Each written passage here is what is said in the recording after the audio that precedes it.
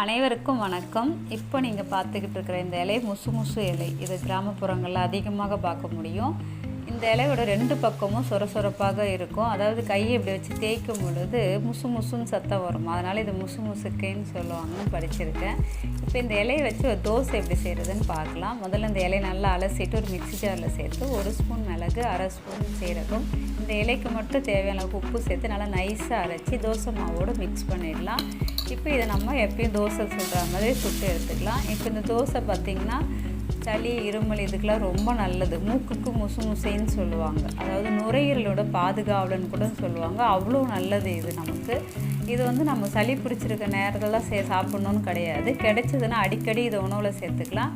இந்த தோசை மாவோடு சேர்த்து நம்ம செய்யும் பொழுது குழந்தைங்களுக்கு அந்த வித்தியாசம் தெரியாது, நல்லா விரும்பி சாப்பிடுவாங்க. மொறுன்னு கூட செஞ்சு கொடுக்கலாம். இதை நீங்கள் ஒரு தடவை செஞ்சு பார்த்துட்டு எப்படி இருக்குன்னு கமெண்ட் பண்ணுங்கள். தேங்க்யூ.